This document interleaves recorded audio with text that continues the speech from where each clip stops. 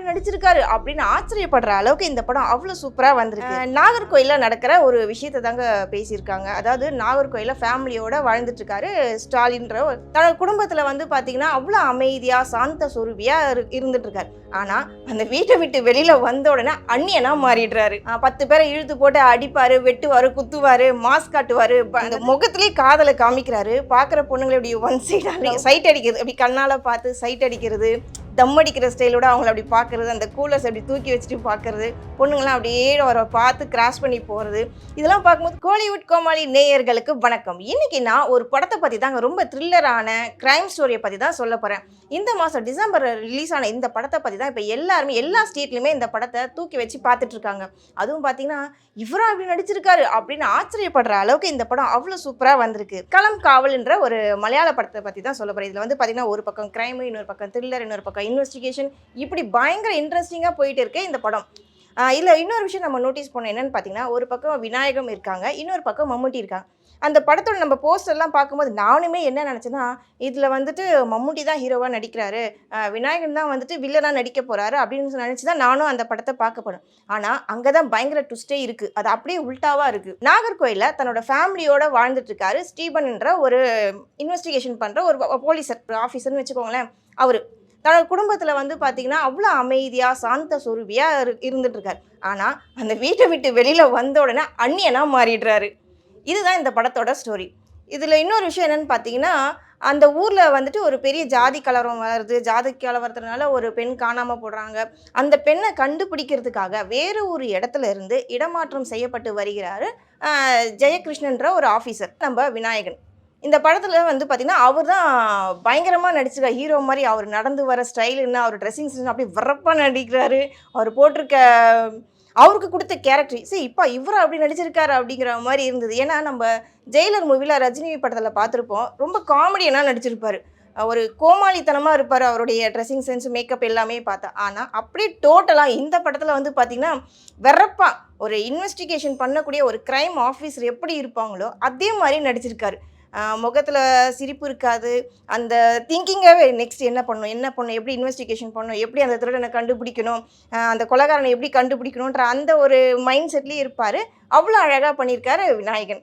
இதில் இன்னொரு விஷயம் என்னென்னு பார்த்தீங்கன்னா, நம்ம என்ன பண்ணுவோம், மம்முட்டி அவர் நடித்த படங்கள்லாம் நம்ம பார்த்துருப்போம். எவ்வளோ அழகாக நடிச்சிருப்பார். நம்பர் டாப் 1ல் இருக்க அவர் இந்த மாதிரி ஒரு நெகட்டிவ் ரோல் பண்ணியிருக்காரு, எப்பட்றா அப்படிங்கிற மாதிரி நம்ம பார்த்தோம். பிரம்ம யுகன்ற ஒரு படத்துலையும் மம்முட்டி வந்துட்டு நெகட்டிவ் ரோல், அதை வில்லனாக தான் நடிச்சிருந்தார். அந்த படமே அந்த அளவுக்கு ஆஹா ஓன்னு இருந்தது.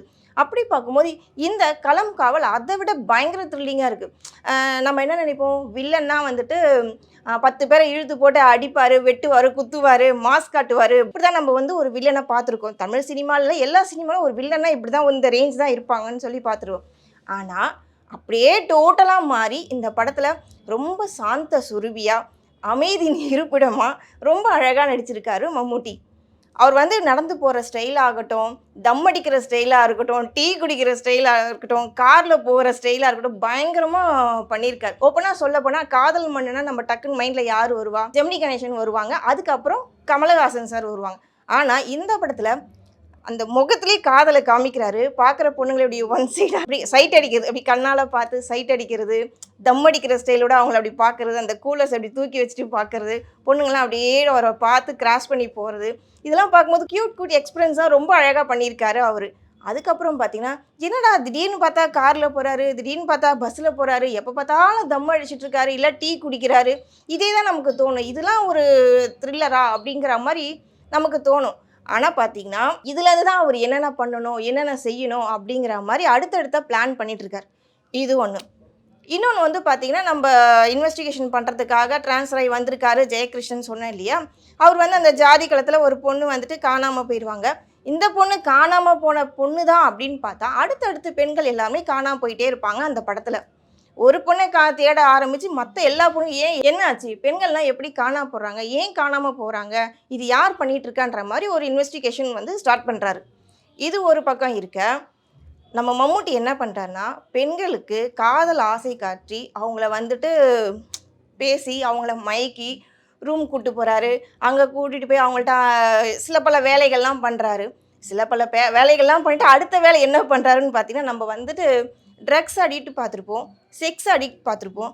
ஆனால் இவர் வித்தியாசமான கில்லர் அடிக்டாக இருக்கார். இதுதான் இந்த படத்தோடைய ஒரு பெரிய ப்ளஸ் பாயிண்ட்னே சொல்லணும். ஏன்னா அவருக்கு வந்துட்டு ஒரு மாதிரி சைக்கோவாக நடிச்சிருக்காரு. ஆடம்பரமாக இல்லாமல் தன்னோட முகத்தை வந்து கோரமாக காட்டாமல் ரொம்ப அமைதியாக நீட்டாக ஒரு ஆஃபீஸருக்குள்ள அந்த ரேஞ்சில் ட்ரெஸ்ஸிங் சென்ஸோடு போயிட்டு பெண்களுக்கு இவங்களை பிடிக்குதோ பிடிக்கலையோ அவருடைய வேலை என்னன்னு பார்த்தீங்கன்னா அவங்களுக்கு ஆசை வார்த்தை காட்டி அவங்கள கூட்டிகிட்டு போயிட்டு கொலை பண்ணுறது தான் அவரோட வேலையாகவே வச்சுருக்காரு. இதில் இன்னொரு ஹைலைட் என்னன்னு பார்த்தீங்கன்னா இந்த படத்தில் வர சாங் தாங்க. சாங்னா பெரிய அளவுக்கு நம்ம சொல்கிற அளவுக்கு எந்த சாங்ஸுமே கிடையாது. மியூசிக்ஸ்லாம் பயங்கரமாக இருக்குது, தாறுமாறாக இருக்குது, அது வேறு விஷயம். இதில் எல்லாமே என்ன பண்ணியிருக்காங்கன்னா தமிழ் சாங்கு, பழைய காலத்து சாங்குன்ற மாதிரி ஒரு சாங் வந்து அடிக்கடி ப்ளே பண்ணிட்டே இருப்பாங்க. இதுதான் அந்த வில்லனுக்கு பிடிக்கும், நிலா காயம் வெளிச்சோன்ற மாதிரி ஒரு சாங்ஸ் ஒன்று அடிக்கடி ப்ளே பண்ணியிருப்பாங்க. அதுதான் அவருக்கு பிடிக்கும்னு. எப்பேற்பட்ட இன்டெலிஜென்ட்டாக இருந்தாலோ ஏதாவது ஒரு இடத்துல தப்பு பண்ணுவாங்கன்றத கரெக்டாக காமிச்சிருப்பாங்க. அவரோட வீக்னஸ் என்னன்னு பார்த்தீங்கன்னா இந்த பழைய பாட்டை கேட்கறது தான் அவரோட வீக்னஸ்ஸு. தன்னோட காதலிக்கிட்டலாம் வந்துட்டு இந்த சாங்ஸ்லாம் போட்டு பேசுவார். அவர் சொல்வார், எனக்கு வந்து கொலை பண்ணுறதுனா ரொம்ப பிடிக்கும் அப்படின்னு கேட்பாங்க. அப்போ அவருடைய லவர் கேட்பாங்க, நீங்கள் எப்படி எதுக்கு ரசிக்கிறீங்க, எப்படி பண்ணுவீங்க, எப்படி மாட்டாமல் பண்ணுவீங்கன்னு. அவ்வளோதானே, இதை பாரு செஞ்சு காட்டுறேங்கிற மாதிரி ரொம்ப கேஷுவலாக பண்ணுவார். ரொம்ப கேஷுவலாக பண்ணுவார், அவங்கள கொன்னுடுவார்.